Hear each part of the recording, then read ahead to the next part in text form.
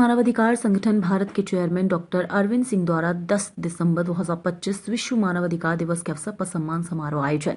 प्रदेश मानवाधिकार संगठन भारत के चेयरमैन राष्ट्रीय अध्यक्ष डॉक्टर अरविंद सिंह द्वारा विश्व मानवाधिकार दिवस 2025 के अवसर पर मानव रत्न तथा नारी रत्न सम्मान समारोह होटल गुलाब मैंशन प्रयागराज में आयोजित किया गया। विश्व मानवाधिकार दिवस 2025 पर प्रदेश मानवाधिकार संगठन द्वारा 10 दिसंबर 2025 को विश्व मानवाधिकार दिवस के अवसर पर सम्मान समारोह का आयोजन किया गया। प्रदेश मानवाधिकार संगठन के राष्ट्रीय अध्यक्ष डॉक्टर अरविंद सिंह ने बताया कि इस वर्ष निर्धारित थीम मानवाधिकार हमारी प्रतिदिन की आवश्यकताओं को केंद्र में रखते हुए कार्यक्रम का संचालन किया गया। मुख्य अतिथि न्यायमूर्ति सुधीर नारायण और विशिष्ट अतिथि न्यायमूर्ति उमेश कुमार और विशिष्ट अतिथि डॉक्टर मनीष प्रताप सिंह पूर्वांचल विश्वविद्यालय प्रदेश मानवाधिकार संगठन के राष्ट्रीय अध्यक्ष डॉक्टर अरविंद सिंह ने अपने संबोधन में कहा कि मानवाधिकार किसी के द्वारा दिया गया उपहार नहीं, प्रत्येक जन्म लेने वाले व्यक्ति का जन्मसिद्ध अधिकार है। हमारा दायित्व है कि हर नागरिक को भेदभाव और हिंसा मुक्त जीवन मिले। उन्होंने समाज में बढ़ते मानवाधिकार उल्लंघनों, महिलाओं व बच्चों के विरुद्ध अपराधों तथा प्रशासनिक जवाबदेही की कमियों पर चिंता व्यक्त करते हुए कार्यक्रम की प्रमुख गतिविधियां मानवाधिकार जागरूकता सेमिनार, कानूनी विशेषज्ञों द्वारा मानवाधिकार एवं न्यायिक प्रक्रिया पर विशेष व्याख्यान, समाज सेवा, मानवता और न्याय के क्षेत्र में उत्कृष्ट कार्य करने वालों को मानव रत्न और नारी रत्न कार्यक्रम और अन्य कई मानवाधिकार मुद्दों पर बताया गया। कार्यक्रम में उपस्थित पदाधिकारी अखिलेश तिवारी, एन फारूकी, विजय भारती, डॉक्टर एस.के. दुबे, राष्ट्रीय अध्यक्ष चिकित्सा प्रकोष्ठ वीरेंद्र कुमार, प्रीत सिंह, कैप्टन डी.के. सिंह, आयुष प्रताप सिंह, ज्ञानेंद्र प्रताप सिंह, असरुल अंसारी, तेज प्रताप यादव, दीपेंद्र यादव आदि अनेक पदाधिकारी उपस्थित रहे। स्टार्ट किया जाए भैया। जी जी सर, आज 10 दिसंबर है, विश्व मानवाधिकार दिवस है, क्या कुछ कहना चाहेंगे?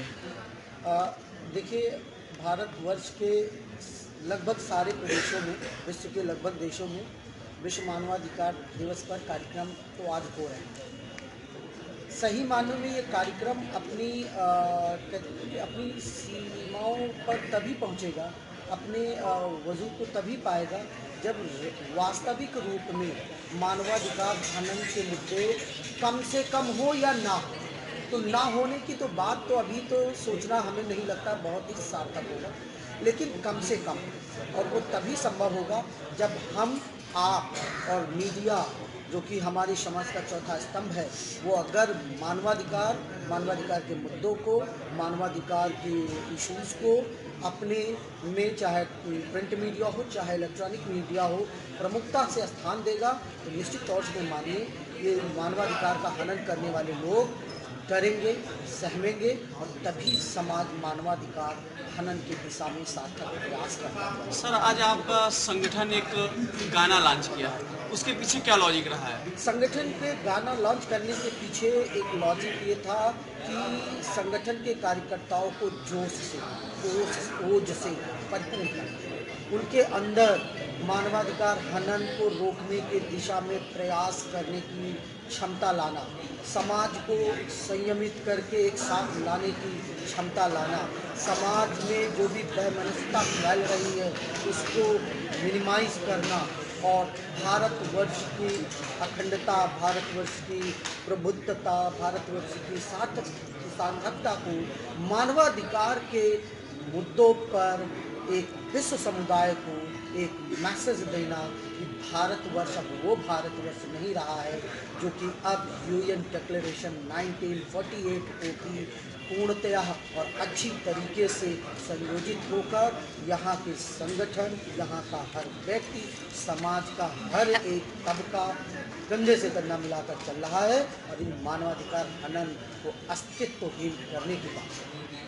सर, जैसे कि आप चेयरमैन हैं प्रदेश मानवाधिकार संगठन के, कभी आपको ऐसा लगा किसी अधिकारी से आपको बात करना हुआ या किसी जस्टिस से बात हुआ किसी की समस्या को लेकर, तो उसकी कुछ एक्सपीरियंस जिससे लोगों को पता चले कि हमारा देखिए, एक मैं बहुत ही शॉर्ट में एक एक्सपीरियंस बताऊंगा। अगर आपका मुद्दा बहुत ही जेन्युइन है तो जानते हो जो सिस्टम में अब बैठे हुए लोग हैं ना, वो पहले तो आपको इग्नोर करेंगे। क्यों? क्योंकि वो ये दर्शाना चाहेंगे कि आपकी कोई वैल्यू नहीं है, ताकि आप न्यूट्रलाइज्ड हो, और जब न्यूट्रलाइज्ड हो वही उनका एजेंडा है। वो आपकी साइकी से खेलते हैं, वो साइकोलॉजिकल फैक्टर पर काम करते हैं। लेकिन हम और हमारे संगठन के कार्यकर्ता, उनको हम ऐसे ट्रेनिंग दे रहे हैं कि ये जो भ्रष्टाचार करने वाले, मानवाधिकार के मुद्दों का पर हनन करने वाले सिस्टम में बैठे हुए लोग हैं। ये सचेत रहें। प्रदेश मानवाधिकार संगठन का एक छोटा कार्यकर्ता हो, वो खुद के चेयरमैन, संगठन के चेयरमैन के बराबर है, पीछे नहीं हटेगा। भ्रष्टाचार का मुद्दा हो, मानवाधिकार का हनन का मुद्दा हो, कमर कस के खड़ा रहेगा, घेरा डाल के खड़ा रहेगा। अगर मुद्दा गलत है तो अधिकारी उनको बताए, हमारे संगठन को बताए, तो प्राधिकारी बताए कि आप गलत मुद्दा लेकर आए हैं और पूरी जगह प्रसारित कर दे। लेकिन मेरा मुद्दा, कोशिश यही रहती है कि कोई भी पदाधिकारी किसी भी स्तर का हो, कभी भी गलत मुद्दे के लिए अधिकारी के पास नहीं जाए। और अधिकारी के पास जब हमारा पदाधिकारी, हमारा कार्यकर्ता जाता है तो ताल ठोक के कहता है कि this is right thing, you have to do, if you are taking the responsibility of this chair, you will have to respond positively regarding this issue.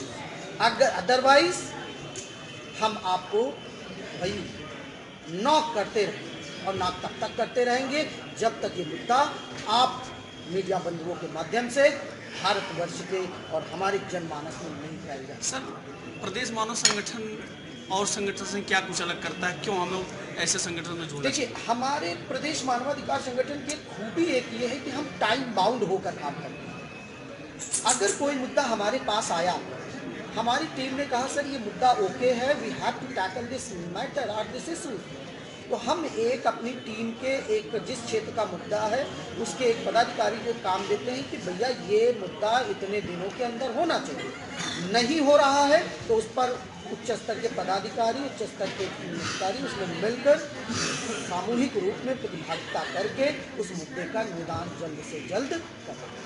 Doctor साहब भी हमारे साथ बैठे हैं। डॉक्टर साहब, कुछ आज प्रदेश मानवाधिकार दिवस है तो उस पर कुछ आप भी कहना चाहें? मानव अधिकार दिवस में मानव अधिकार का जो कुछ बातें हुई, कर्तव्य की बात हुई। मानव कौन है जो मानव का कर्तव्य निभाए? अभी हमारे सीनियर मोस्ट पार्टनर ने कहा, जस्टिस सुधीर ने, ये अधिकार के पहले कर्तव्य होना चाहिए। बिल्कुल सही कहा, मैं भी इसका प्रतिबद्ध हूँ। अधिकार के कर्तव्य अधिकार के साथ कर्तव्य, और कर्तव्य अपना आप करें तो अधिकार उसमें से अपने आप। और स्वास्थ्य के संबंध में स्वास्थ्य भी अधिकार होना चाहिए। अच्छा स्वास्थ्य एक राष्ट्रीय टैक्स पेड का अधिकार होना चाहिए। उसकी रक्षा सरकार करे, चाहे जैसे स्वास्थ्य सेवाएँ बहुत महंगी है।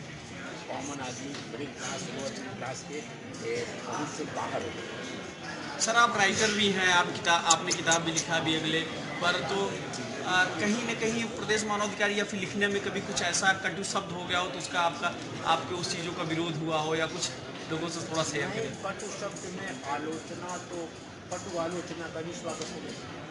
आलोचना तो हमेशा होती है, कटु भी होती है, अच्छी भी होती है। आलोचना का स्वागत होना चाहिए। ऐसा मेरा कहो अगले एडिटर में मुझे सुधार लाना चाहिए। आलोचना को कटु आलोचना का होना चाहिए। Thank you.